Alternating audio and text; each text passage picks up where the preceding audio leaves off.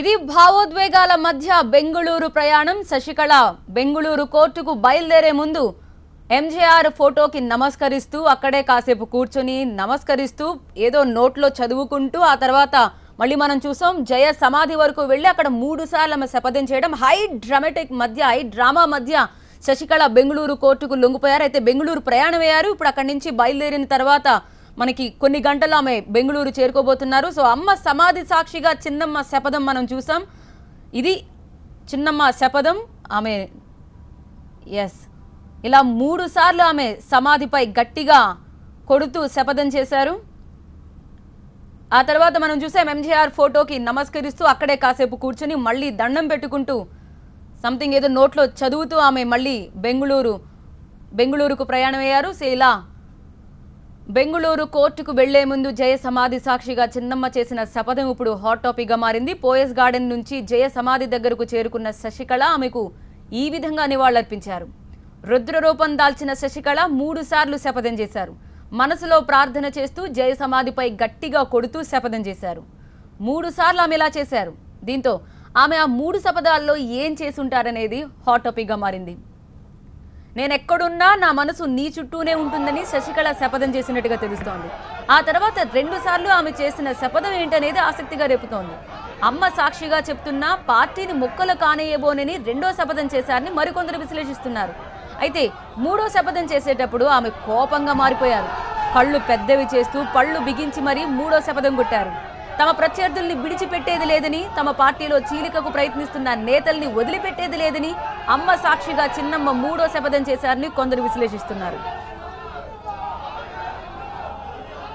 అంతకుముందు పోయస్ గార్డెన్ నుంచి బెంగుళూరుకు బయలుదేరేటప్పుడు శశికళకు పార్టీ కార్యకర్తలు వెంటే వచ్చారు. చాలా మంది భావోద్వేగానికి లోనయ్యారు. పోయస్ గార్డెన్ లో తనని కలవడానికి వచ్చిన నేతల్ని ఉద్దేశించి కూడా ఆమె మాట్లాడారు. మాట్లాడడానికి ముందు కూడా ఆమె అక్కడ కూడా భావోద్వేగానికి లోనవడం, కార్యకర్తలకు అభివాదం చేసే టైంలోనే మీడియా ప్రతినిధులకు కనిపించే విధంగా ఆమె ఒక సీన్ క్రియేట్ చేశారు. ఎంజీఆర్ ఫోటోకి నమస్కరిస్తూ అక్కడే ఎక్కడైతే నుంచున్నారో అక్కడే కూర్చొని కాసేపు మనసులో జపిస్తూ ఆ తర్వాత పైకి లేచి ఇలా వాహనంలో కూర్చున్నారు. ఇదంతా పూర్తిగా ఒక డ్రామా మధ్య శశికళ బెంగుళూరు ప్రయాణం మొదలైంది. అన్నాడీఎంకే పార్టీని ముక్కలు కానేయబోమని ఆమె స్పష్టం చేసినట్టుగా శపథంలో పలువురు విశ్లేషిస్తున్నారు. జయలలిత సమాధి దగ్గర నివాళులర్పించిన తర్వాత శశికళ బెంగుళూరు బయలుదేరారు.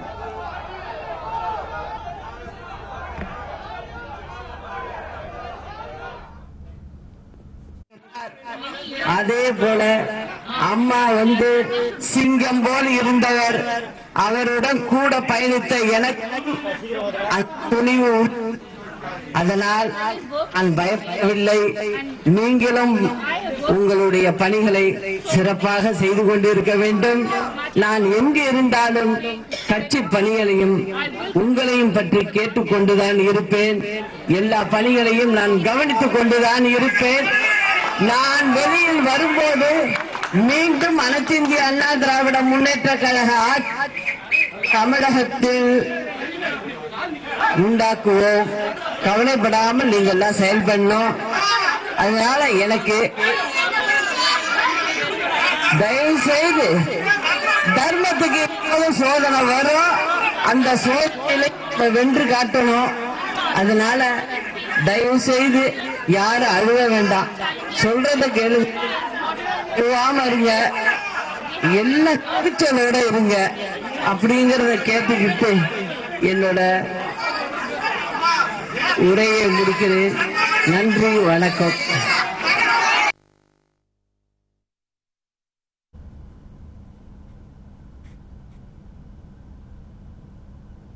ఇది ఆమె మాట్లాడుతూ తనని ఎవరు భయపెట్టలేరని, తను వెళ్ళు వస్తానని, అమ్మ ఆశయాల్ని నిలబెడతానని, దయచేసి ఎవరు తన గురించి కంగారు పడద్దని ఆమె తమ కార్యకర్తలకు మనోధైర్యం నింపే ప్రయత్నం చేశారు. ఆ పక్కనే కొంతమంది కార్యకర్తలు కూడా భావోద్వేగానికి లోనైన దృశ్యం కూడా మనం చూసాం.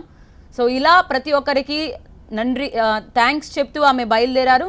అంతకుముందు పోయస్ గార్డెన్ నుంచి బెంగుళూరు బయలుదేరిన శశికళకు పార్టీ కార్యకర్తలు వెంటే వచ్చారు. కానీ ఆమె జయ సమాధి దగ్గర చేసిన శపథం ఇప్పుడు హాట్ టాపిక్ గా మారింది. ఎక్కడున్నా నా మనసు నీ చుట్టూనే ఉంటుందని శశికళ మొదటి శపథం చేసినట్టుగా తెలుస్తోంది. ఆ తర్వాత 2 సార్లు ఆమె చేసిన శపథం కూడా మనం చూడొచ్చు. 3వ శపథానికి మాత్రం ఆమె రుద్రరూపం దాల్చినట్టుగా అనిపించింది. కళ్ళు పెద్దవి చేస్తూ నోట్లో కాస్త బిగ్గరగా ఆమె చెప్పిస్తూ చాలా గట్టిగా కొట్టిన 3వ శపథాన్ని కూడా మనం చూడొచ్చు. ఇప్పుడు ఇదే ప్రస్తుతం హాట్ టాపిక్. ఇక ఎంజీఆర్ విగ్రహం దగ్గర, ఎంజీఆర్ ఫోటో దగ్గర కూడా ఆమె నమస్కరిస్తూ అక్కడే కూర్చుని పోయి మనసులో ధ్యానం చేస్తూ లేవడం చూస్తుంటే ఇదంతా ఒక రకమైన సీన్ అయితే క్రియేట్ చేశారు శశికళ. ఆమె కార్యకర్తలు కావచ్చు, ఆమెను అనుసరించేవారు కావచ్చు, ఇవి చూసిన తర్వాత మరింత భావోద్వేగానికి లోనయ్యారు. ప్రస్తుతం కొంతమంది విశ్లేషకులు కూడా చెప్తోంది అమ్మ సాక్షిగా పార్టీని ముక్కులు కానేయబోనని 2వ శపథం చేసినట్టుగా కొంతమంది విశ్లేషిస్తున్నారు. 3వ శపథం చేసేటప్పుడు మనం ఒకసారి చూడొచ్చు ఎంత కోపంగా ఆమె మారిపోయారో. కళ్ళు ఎంత పెద్దవి చేస్తూ పళ్ళు బిగించి మరి 3వ శపథం చేసిన తీరు మనం స్పష్టంగా చూడొచ్చు. తమ ప్రత్యర్థుల్ని విడిచిపెట్టేది లేదంటూ, ఆ పార్టీలో చీలికకు ప్రయత్నిస్తున్న నేతల్ని వదిలిపెట్టేది లేదంటూ అమ్మ సాక్షిగా చిన్నమ్మ 3వ శపథాన్ని ఒకసారి మనం చూద్దాం మళ్ళీ.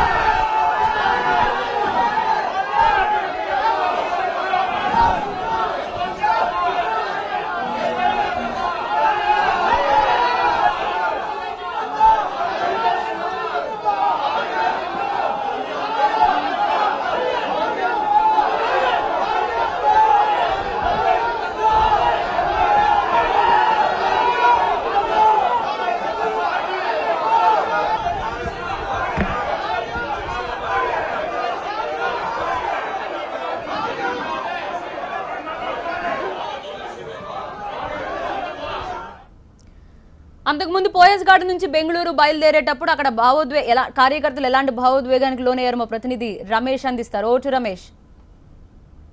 ఇది జయలలితకు సంబంధించిన వేద నిలయం. ఈ వేద నిలయంలోనే జయలలిత నివాసం ఉండేది. ఇక్కడే ఆమె స్నేహితురాలు శశికళ కూడా నివాసం ఉండేది. ప్రస్తుతం శశికళ ఇక్కడి నుంచి బయలుదేరి బెంగళూరుకు వెళ్ళిపోయారు. అక్కడి నుంచి ఆమె జైలుకు వెళ్ళిపోతారు. మనం ఒకసారి చూస్తే నిన్నటి వరకు కూడా వేద నిలయం జయలలిత ఉన్నప్పుడైతే భారీ ఎత్తున జనాలతో కలకల్లాడే వేద నిలయం ఇప్పుడు శశికళ జైలుకు వెళ్లడంతో బోసిపోయిన పరిస్థితి కనిపిస్తుంది. పార్టీ నేతలు, కార్యకర్తలు విషాదంలో మునిగిపోయారు జయలలిత మరణించిన తర్వాత. ఇప్పుడు నిరాశ నిస్పృహలకు లోనైన కార్యకర్తలు మనం బయటకు వచ్చిన దృశ్యాలను చూస్తాం. ఎవరి ముఖాల్లో కూడా ఆనందం కనిపించడం లేదు. నిన్నటి వరకు శశికళ ముఖ్యమంత్రి అవుతుంది, ఆమె నేతృత్వంలో ఏఐడిఎంకే పనిచేస్తుందని భావించారు. మనం ఒకసారి చూస్తే జయలలిత బోర్డు కనిపిస్తుంది. చాలా కాలం నుంచి పోయస్ గార్డెన్ లోని వేద నిలయం పేరు, వేద నిలయంలోనే ఆమె నివాసం ఉంటుంది. పోయస్ గార్డెన్ గా చెప్తారు కానీ పోయస్ గార్డెన్ అనేది ఒక స్ట్రీట్. ఆ స్ట్రీట్ లో మనకు కనిపించింది వేద నిలయం. అక్కడ చూస్తే పోయస్ గార్డెన్ లోని వేద నిలయం అని కనిపిస్తుంది. వేద నిలయంలోనే నివాసం ఉంటుంది. భారీ గేట్లు, పెద్దగా హంగు ఆర్భాటంతో ఇల్లు లోపల ఉంటుంది. మనం ఒకసారి కనుక చూస్తే వేద నిలయం బోర్డు కనిపిస్తుంది. ఇక్కడ కార్యకర్తలు, కొంతమంది నేతలు వచ్చి వెళ్తున్నారు. అదేవిధంగా చాలా మంది బంధువులు కూడా శశికళను ఓదార్చడానికి ఇక్కడికి వచ్చి ఆమెను ఓదార్చి ధైర్యం చెప్పడానికి ప్రయత్నం చేశారు. ఆమె ఇక్కడి నుంచి వెళ్లిపోయిన తర్వాత ఒకరొకరుగా కార్యకర్తలు బయటకు వెళ్లిపోతున్న దృశ్యాలు చూడొచ్చు మనం. ఇంకా ఇక్కడి నుంచి రేపటి నుంచి ఎవరు వస్తారో ఎవరు వెళ్తారో కూడా చాలా ఉద్విగ్న వాతావరణం, భావోద్వేగ వాతావరణం అయితే ఇక్కడ నెలకొంది. చాలా మంది చిన్నమ్మ చీఫ్ మినిస్టర్ అవుతుందని భావించిన నేపథ్యంలో ఒక్కసారిగా సుప్రీంకోర్టు తీర్పు అశనిపాతంగా తగిలింది. సుప్రీంకోర్టు 4 రోజుల పాటు తనకు అవకాశం ఇవ్వలేదు, అనారోగ్య కారణాల రీత్యా అని ఒక పిటిషన్, రిలాక్స్ మోషనింగ్ పిటిషన్ దాఖలు చేసినప్పటికీ ఆమెకు ఏమాత్రం సుప్రీంకోర్టు కనికరించలేదు. యథాతథ తీర్పు మాత్రమే కొనసాగించాలని కూడా చేసినారు. మొత్తం మీద ఒకప్పుడు వేద నిలయం జనాల ఘోషతో దద్దరిల్లేది. జయలలిత ఉన్న క్రమంలో జయలలిత మరణించిన తర్వాత శశికళ చిన్నమ్మ సీఎం అవుతారని భావించి ఆమె పార్టీ ప్రధాన కార్యదర్శిగా ఎన్నికైన తర్వాత ఇంకా అదే రకమైన కార్యకర్తలతో ఎప్పుడు కలకల్లాడేది. ఇప్పుడు ఆమె జైలుకు వెళ్లిపోయిన తర్వాత ఒక రకమైన ఇక్కడ నిశ్శబ్ద వాతావరణం తాండవిస్తుంది. పోయస్ గార్డెన్లోని వేద నిలయం రేపటి నుంచి ఇంకా వెలువెలిపోయే అవకాశం ఉంది. ఇప్పుడైతే ఆమె బయటకు వెళ్లిపోయిన తర్వాత వేద నిలయం ఏ విధంగా ఉందో మనం చెప్పే ప్రయత్నం చేశాం.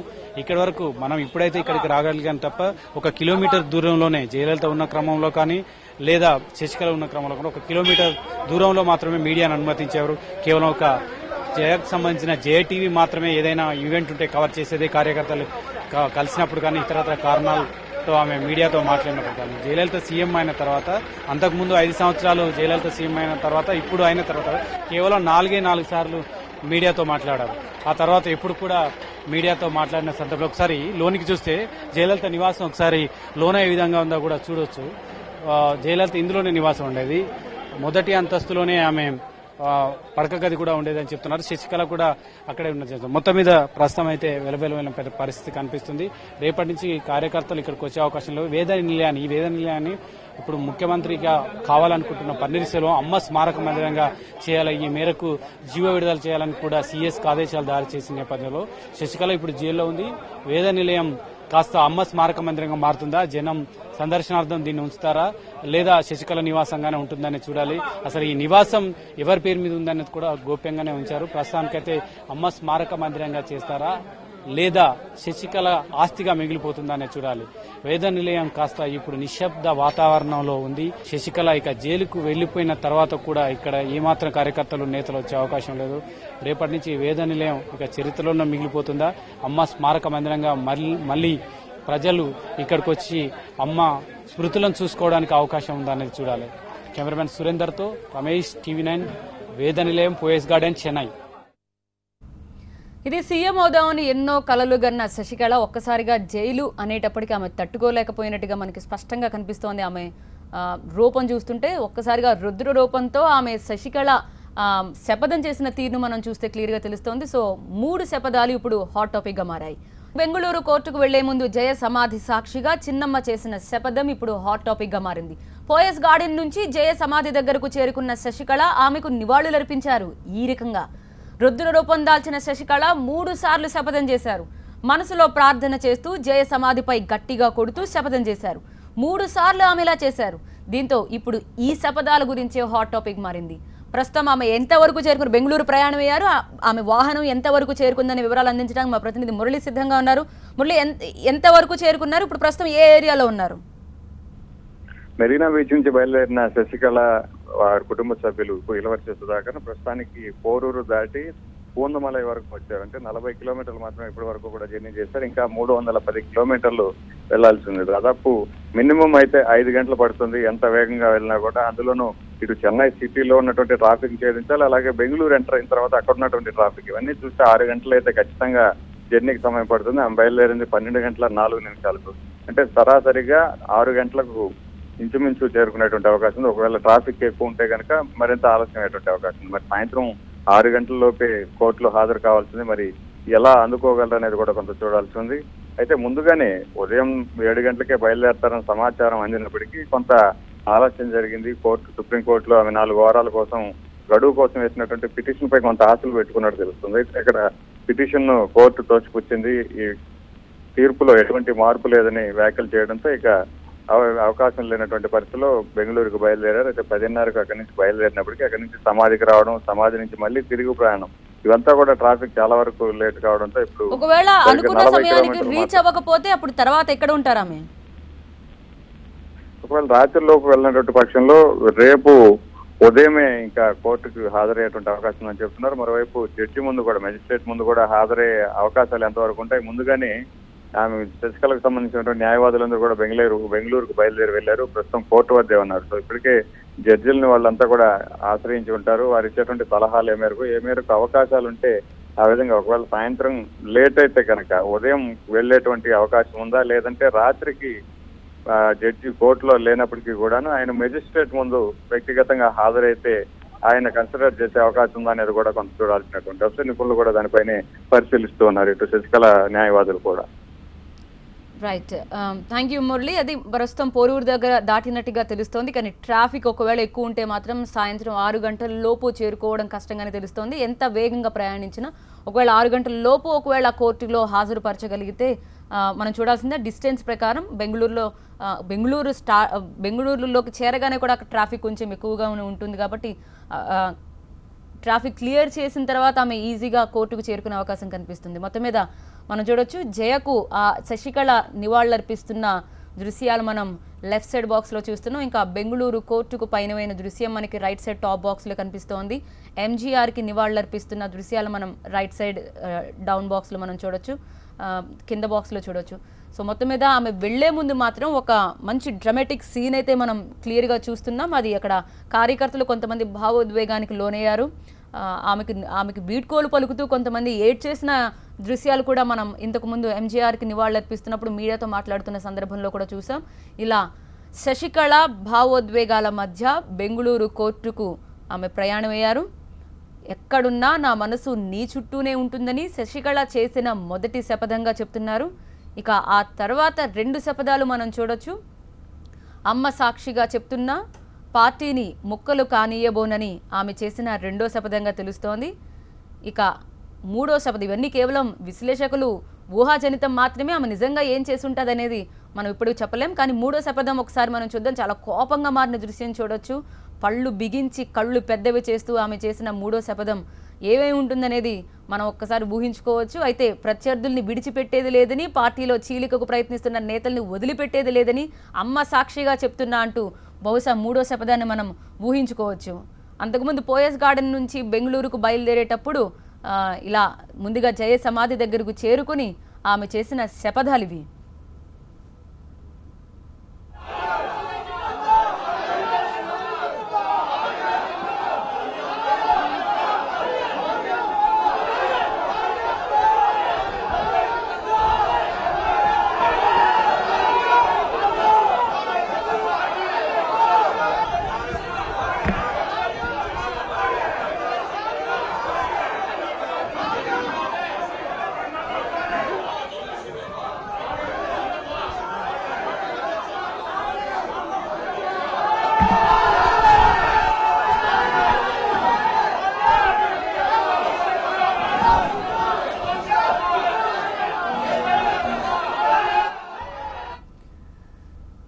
అమ్మ సమాధి సాక్షిగా చిన్నమ్మ శపథం అనంతరం భావోద్వేగాల మధ్య బెంగళూరు కోర్టుకు ప్రయాణమయ్యారు. జయలలిత సమాధి దగ్గర నివాళులర్పించిన తర్వాత శశికళ బెంగళూరు కోర్టుకు బయలుదేరారు.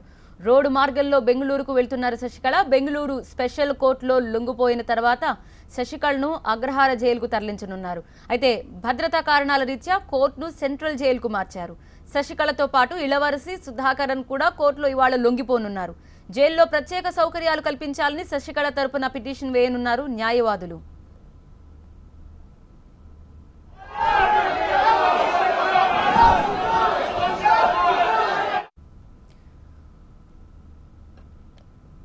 బెంగళూరు కోర్టు ప్రయాణం ముందు జయ సమాధి దగ్గరకు చేరుకున్న శశికళ అందరి దృష్టిని ఇలా ఆకర్షించారు. శపథాలు చేస్తూ ఒక రుద్ర రూపం దాల్చిన శశికళను మనం చూడొచ్చు. ఇప్పటి వరకు చూడని రూపం ఇది. బెంగళూరు కోర్టుకు వెళ్లే ముందు జయ సమాధి దగ్గర శశికళ మనకు ఇలా కనిపించారు. ఈ 3 శపథాలు ప్రస్తుతం విశ్లేషకుల అంచనా ప్రకారం పోయస్ గార్డెన్ నుంచి బయలుదేరే ముందు ఇలా జయ సమాధి దగ్గర ఆమె చేసిన శపథాలని ఒక్కసారి ఆమె హావభావాలతో సహా పరిశీలిస్తే మొదటి శపథం నేనెక్కడున్నా నా మనసు నీ చుట్టూనే ఉంటుందని ఒక సౌమ్యంగా కనిపించిన శపథం చూడవచ్చు. ఇక 2వ శపథానికి కొంచెం ఆమె ఆగ్రహం మనం చూసాం. ఇక 3వ శపథానికి ఆమె రుద్రరూపం ఒక్కసారి చూడొచ్చు. బహుశా ప్రత్యర్థుల్ని వదిలిపెట్టను, పార్టీ చీలికకు ప్రయత్నించిన వారెవ్వరిని వదిలిపెట్టనంటూ ఆమె చేసి కళ్ళు పెద్దవి చేస్తూ పళ్ళు బిగించి మరీ చేసిన శపథాన్ని మనం ఒకసారి వర్ణించుకోవచ్చు. ఇక ఆ తర్వాత ఆమె ఎంజీఆర్ ఫోటో కూడా నమస్కరిస్తూ అక్కడే కూర్చొని కాస్త ప్రార్థిస్తూ నమస్కరిస్తూ ఆమె చేసిన దృశ్యం, ఆమె చేసిన సీన్ క్రియేట్ చేశారు. అక్కడ కూడా ఏం చేసి ఉంటారా, ఏం మాట్లాడుకుని ఉంటారు, ఏం ప్రార్థించి ఉంటారు అనేది ప్రస్తుతం హాట్ టాపిక్ గానే మారింది. సో బెంగళూరు కోర్టుకు బయలుదేరే ముందు ఇలా కార్యకర్తలకి అభివాదం చేస్తూ మీడియా కేవలం కెమెరా పర్సన్స్ కు మాత్రమే ఆమె ఇలా కొన్ని సీన్స్ చూపిస్తూ రిపోర్టర్లు ఎవరిని లోపలికి రానివ్వకుండా కేవలం కెమెరా పర్సన్స్ మాత్రమే అనుమతిస్తూ ఇలా కొన్ని దృశ్యాలు ఆమె క్యాప్చర్ చేసే అవకాశం కల్పించారు. సో ఎంజీఆర్ ఫోటోకి నమస్కరించిన అనంతరం ఆమె ప్రార్థించి ఆ తర్వాత బెంగళూరు కోర్టుకు బయలుదేరారు. ఇవి ఇప్పటివరకు ఉన్న అప్డేట్స్.